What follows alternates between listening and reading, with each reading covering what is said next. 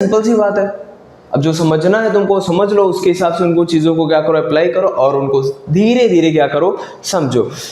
हमने पिछले लेक्चर्स में बात कर लिया कि इलेक्ट्रिक फील्ड क्या होता है, गॉसेस लॉ क्या होता है, उसके थियरम्स हमने देखे, बहुत सारे न्यूमेरिकल्स देखे, PYQs देखे, और हम इस वीडियो में अपना नया चैप्टर स्टार्ट करेंगे जो कि है अपना इलेक्ट्रोस्टैटिक पोटेंशियल एंड कैपेसिटेंस, जो कि हमारे बोर्ड के टर्म में भी क्या है, इंपॉर्टेंट है, और हमारे जो कॉम्पिटिटिव एग्जाम्स हैं उनके टर्म्स में भी क्या है, चैप्टर इंपॉर्टेंट है।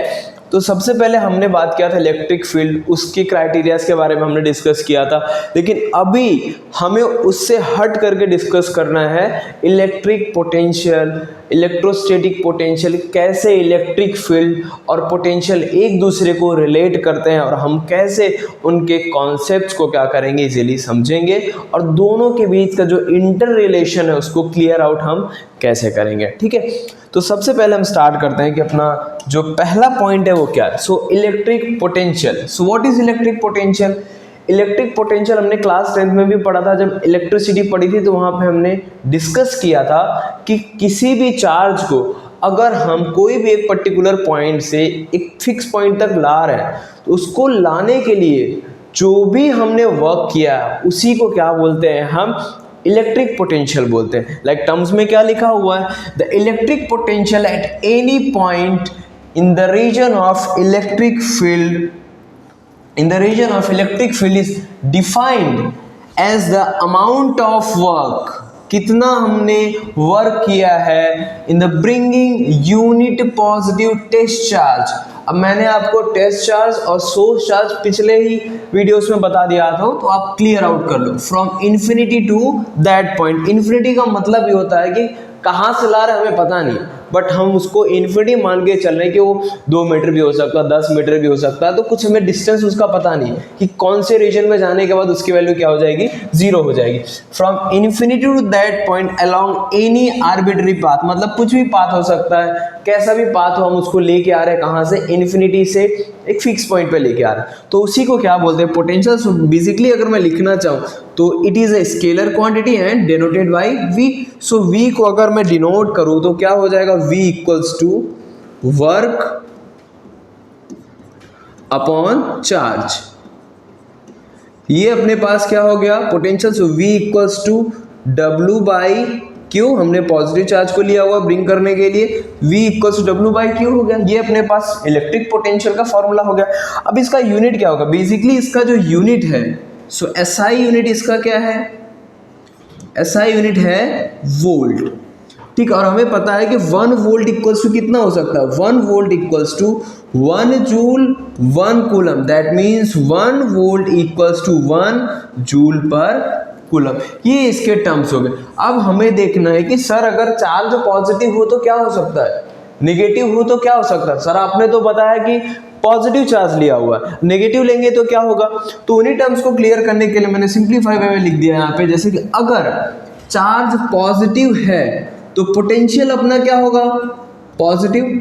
चार्ज अगर नेगेटिव है तो पोटेंशियल अपना क्या होगा, नेगेटिव। चार्ज अगर 0 है तो पोटेंशियल क्या होगा, अपना 0 होगा। तो ये टर्म समझिए कि कैसे इन सब को हम रिलेट कर सकते हैं। चार्ज पहले क्या था यहाँ पे, पॉजिटिव, तो मतलब प्लस Q लिख सकता हूं मैं, तो पोटेंशियल क्या मिला अपने को, पॉजिटिव। अगर चार्ज नेगेटिव है तो हमें पोटेंशियल क्या मिलेगा, नेगेटिव। पोटेंशियल मतलब इलेक्ट्रिक पोटेंशियल, वो क्या हो गया, नेगेटिव। चार्ज अगर 0 है तो पोटेंशियल भी क्या हो जाएगा, अपने पास 0 हो जाएगा, दैट मीन्स Q यहाँ पे क्या है, 0 है।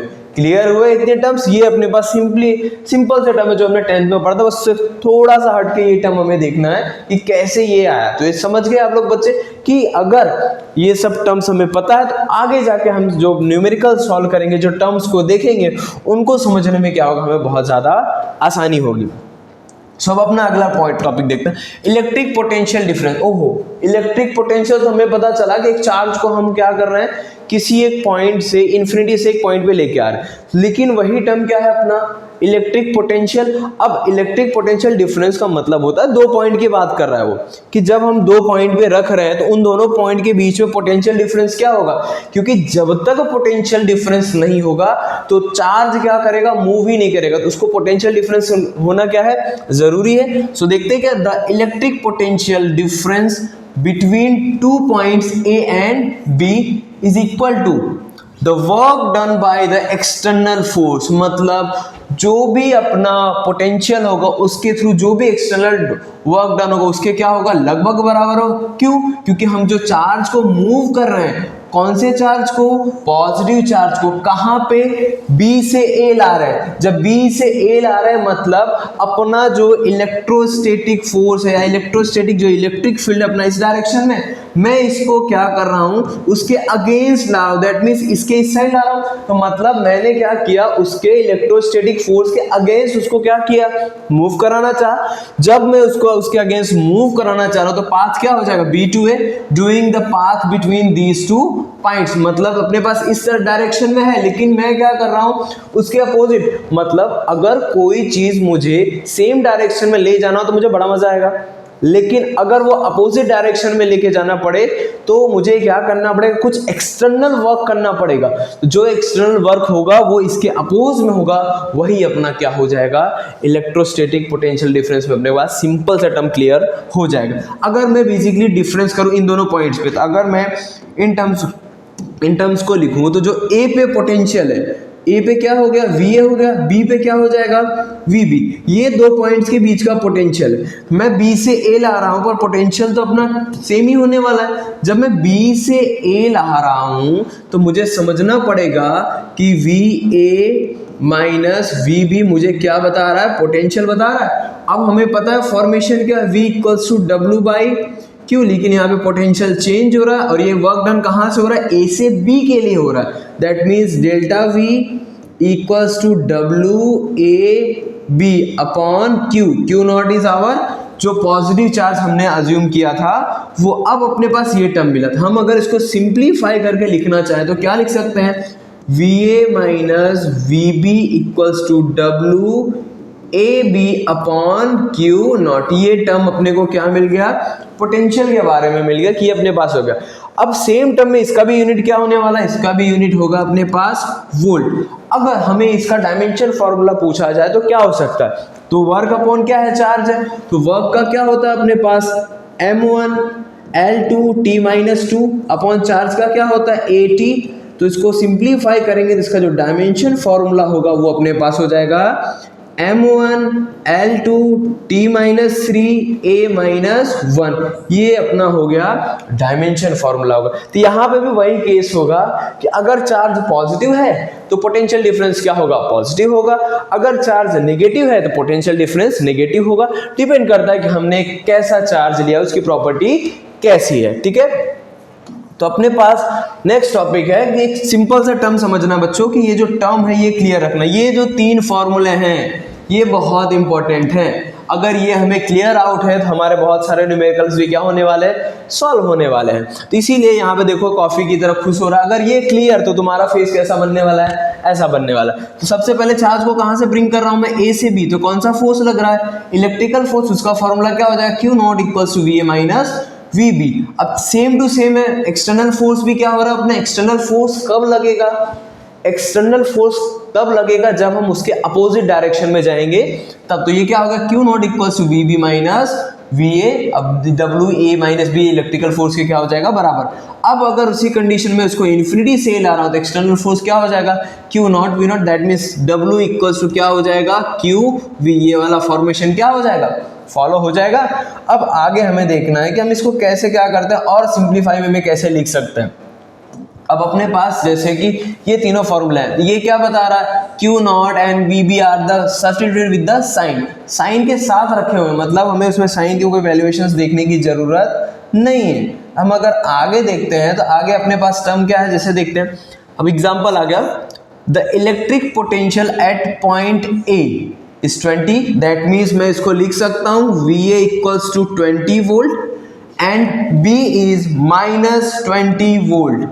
Sorry -40 volt, so VB equals to -40 volt. Find the work done by external force, पहला टर्म मिला, ये क्या बोल रहा है, एक्सटर्नल फोर्स के थ्रू बोल रहा है। फिर उसके बाद इलेक्ट्रोस्टैटिक फोर्स, मतलब अपना इन तीनों फॉर्मेशन का क्या हुआ, यूज आया। तो अपने पास जब ये टर्म मिलेंगे तो हमें इनको सिंपल सा लिखना है कि कौन सा चार्ज लिया हमने चार्ज क्या बोला है यहाँ पे देखना है कि find the work done by external electrostatic force in moving an electron बोला है बच्चों। इलेक्ट्रॉन का मतलब होता है हमारे पास चार्ज क्या है, नेगेटिव है। सो यहाँ पे जो Q की वैल्यू हो जाएगी that will be like 1.6 into 10 to the power -19 coulomb. ये अपने पास क्या हो गई, इसकी वैल्यू हो गई। अब इतना टर्म हमने किया था, हमें पता है कि इसको सिंपल सा फॉर्मेशन यूज करना है, कहां से कहां उसको मूव करा रहा है, B to A। तो दैट मीन्स क्या हो गया, WB to A, ये हुआ तो क्या हो जाएगा, Q VA माइनस VB हो गया। सो Q क्या है अपने पास, -1.6 इंटू 10 टू द पावर -19।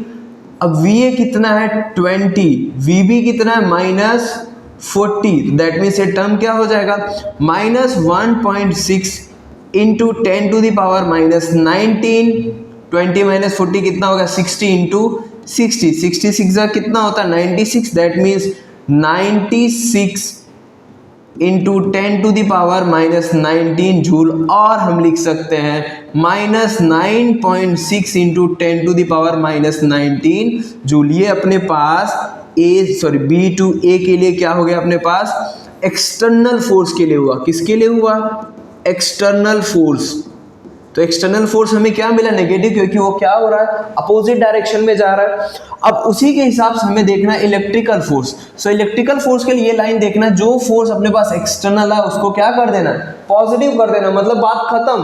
अगर चार्ज नेगेटिव है तो एक्सटर्नल फोर्स जो भी है उसको पॉजिटिव कर दो, तो अपना क्या हो जाएगा, यहाँ पे आंसर मिल जाएगा। तो अगर WBA की बात करता हूं तो यहाँ पे क्या है, 9.6 into 10 to the power -19 joule अपने पास क्या हो जाएगा, इलेक्ट्रिक फोर्स। या तो हम इलेक्ट्रिक फोर्स की जगह पे इलेक्ट्रोस्टैटिक फोर्स भी लिख सकते हैं। सो यहाँ पे बच्चों एक सिंपल सा टर्म मैं आपको बता रहा हूँ, वो याद रखना है कि अगर हमारे पास चार्ज पॉजिटिव है तो उसका जो इलेक्ट्रिक फोर्स होगा वो क्या होगा, नेगेटिव होगा।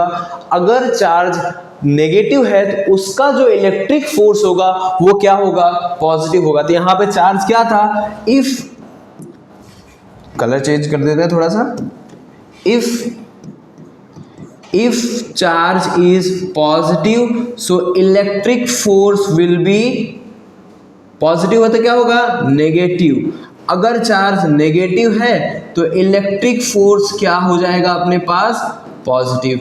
ठीक है, इतना क्लियर है सबको। अब इसी के साथ हमें क्या करना है, आगे के टर्म्स को भी क्या करना है, रोल आउट करना है।